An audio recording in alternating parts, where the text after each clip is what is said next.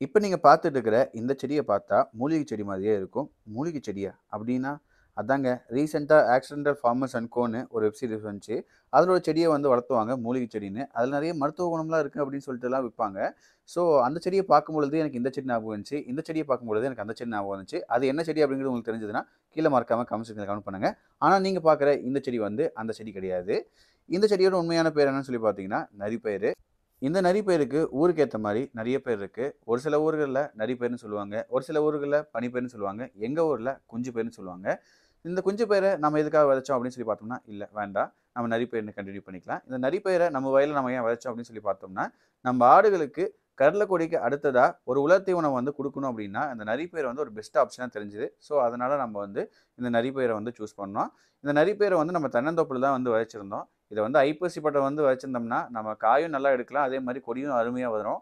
நம்ம வந்து பட்டம் மாத்தி வச்சதுனால, நமக்கு வந்து அந்த அளவுக்கு பெருசா ஈல்டு இல்ல. நீங்க யாராவது விதைக்க போறீங்க அப்படின்னா, கண்டிப்பா ஐப்பசி மாசம் பார்த்து விதைச்சீங்கன்னா, உங்களுக்கு வந்து மகசூல் அதிகமா இருக்குங்க.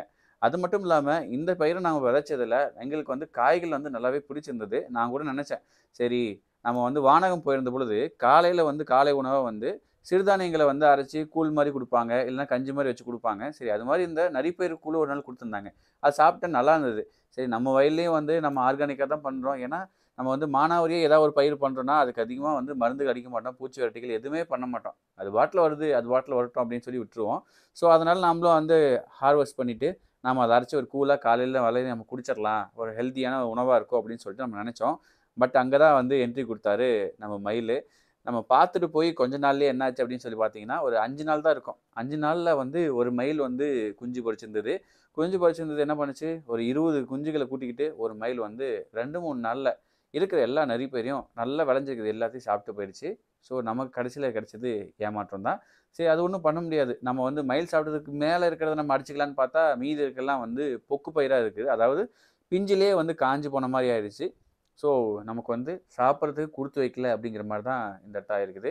ஏன்னா, இத வந்து நம்ம ப்ராப்பரா ஹார்வெஸ்ட் பண்ணி நம்ம சேல்ஸ் பண்ணோம் அப்படின்னா, மினிமம் வந்து கிலோவுக்கு ரூ. 80லேருந்து ரூ. 100 வரைக்கும் நம்ம வந்து சேல் பண்ணலாம். இப்ப கடைகள்ல வந்து ரூ. 120க்கு வந்து இந்த பனிப்பயிர் வந்து சேல் பண்றாங்க.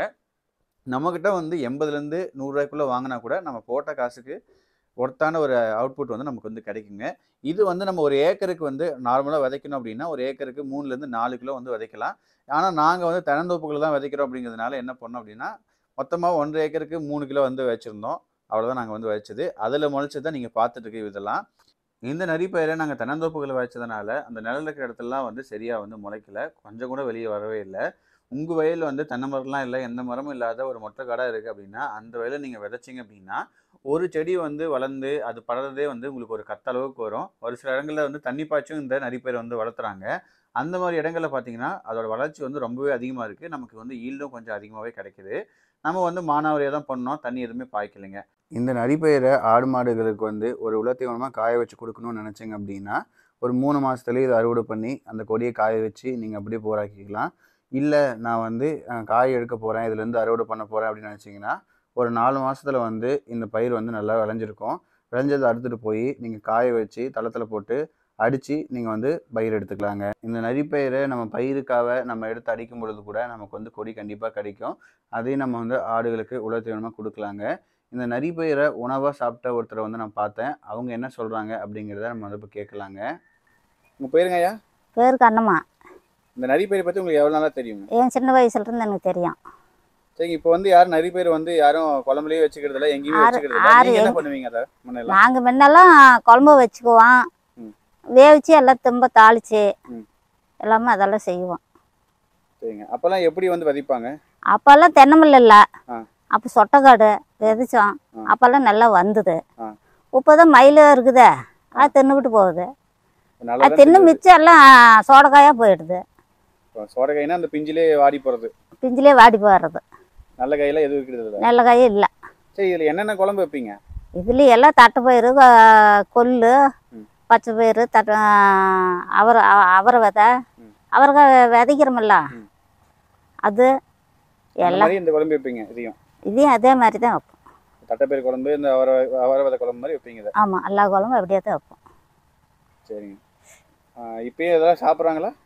இப்பயும் எல்லாம் வாங்கிட்டு வந்து கூட சாப்பிடுவாங்களே, வாங்கிட்டு வந்து எல்லாம் வேவிச்சு எல்லாம் குழம்பு வச்சு சாப்பிடுவாங்க. சரிங்க. இந்த நரிப்பயிரை வந்து நம்ம அருவாள் வச்சு அறுக்கலாம். இல்ல மண்ணு கொஞ்சம் ஈரமா இருக்கு அப்படின்னா, நார்மலா இது மாரி நம்ம பிடுங்குனாலே வந்துரும். நம்ம அறுத்து விட்டோம் அப்படின்னா, அடுத்ததா மழை பெய்யும் பொழுது அதுலேருந்து நெறைய துளிர் விட்டு நெறைய வந்து தழைஞ்சு வரும். ஒருவேளை நமக்கு நல்ல ஈல்டு வந்துருந்துச்சுன்னா, அதுலேருந்து விதை கீழ கொட்டி, நமக்கு வந்து அது மூலியமாவும் நெறைய நரிப்பயிர் வந்து நம்ம விதைக்காமயே முளைச்சிருக்க வாய்ப்பு இருக்கு. ஆனா இங்க எதுவுமே நடக்கல. ஸோ நாங்க வந்து பிடுங்கி தான் எடுக்கிறோம். ஒரு சிலது பிடுங்க முடியாதது மட்டும் அருவாள் வச்சு அறுத்துக்கிட்டோங்க. இப்ப அருவாள் எடுத்து இங்க ஒரு கத்த, அங்க ஒரு கத்த நம்ம வந்து கட்டி வச்சிருக்கோம். இந்த கட்டின கத்தைகள நம்ம இப்போ வந்து எடுத்துட்டு போய் ஆடுகளுக்கு வந்து போடலாங்க. இப்படி இந்த குட்டான வந்து நம்ம ஃபர்ஸ்ட்டு அப்படியே தூக்கி வச்சு கொண்டு போக முடியாது. அதனால ஃபர்ஸ்ட்டு என்ன பண்றோம் அப்படின்னு சொல்லி பார்த்தோம்னா, ஆக்க கட்டி, ஆக்க மூலியமா இந்த நரிப்பயிர வந்து ஒரு குட்டானா போட்டு ஒரு கத்த கட்ட போறோம். கத்த கட்டி முடிச்சதுக்கு அப்புறமா நம்ம எக்ஸ்எல்ல எடுத்துக்கிட்டு நம்ம ஆடுகளுக்கு கொண்டு போலாங்க. நம்ம ஆடுகளுக்கு இந்த நரிப்பயிர குடுக்கும் பொழுது, எப்படி குடுக்கணும் அப்படின்னு சொல்லி பார்த்தோம் அப்படின்னா, கீழ போட்டோம் அப்படின்னா நெறைய வேஸ்ட் பண்ணிடும். ஒருவேள உங்ககிட்ட ஃபீடர் இருந்துச்சுன்னா, அந்த ஃபீடருக்குள்ள நீங்க கூட போட்டு குடுக்கலாம். அப்படி இல்லையா, நீங்க இது மாரி வந்து கட்டி தொங்க விட்டா கூட போதும். மத்தபடி பெருசா எதுவும் பண்ணணும்னு அவசியம் இல்ல. இது வந்து அருமையா சாப்பிட்டுக்கும். இப்போ வந்து ஆடுகளுக்கு கட்டுனோம். அடுத்தது நம்ம வந்து சின்ன குட்டிகள்லாம் உள்ள அடைச்சு வச்சிருக்கோம். அந்த குட்டிகளுக்கும் வந்து இப்ப கட்டிறலாம்.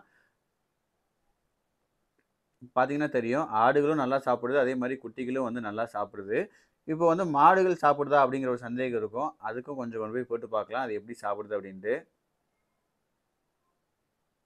பார்த்தீங்கன்னா நல்லா தெளிவா தெரியும். மாடுகளும் வந்து இத நல்லா விரும்பி தான் சாப்பிடுது.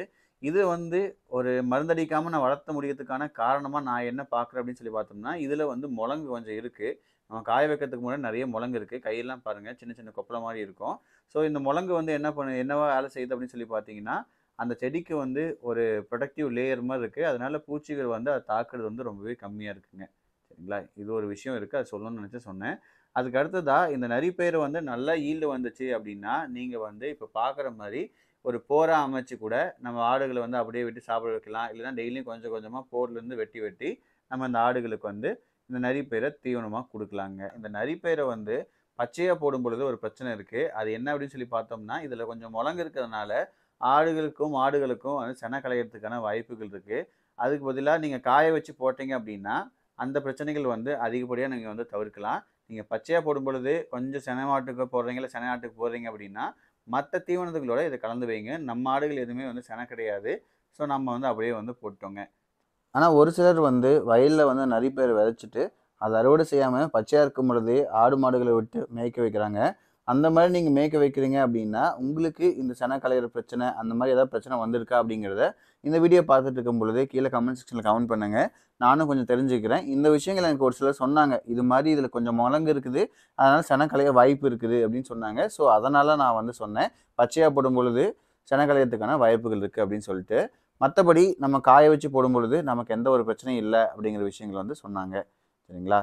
இது மாரி நீங்க வந்து நரிப்பயிர வந்து உங்க வயல்ல வெத வச்சு, நீங்க ஆடு, மாடுகளுக்கு வந்து ஒரு உலர் தீவனமா குடுத்துருக்கீங்களா? அப்படிங்கிறத மறக்காம கமெண்ட் செக்ஷன்ல கமெண்ட் பண்ணுங்க.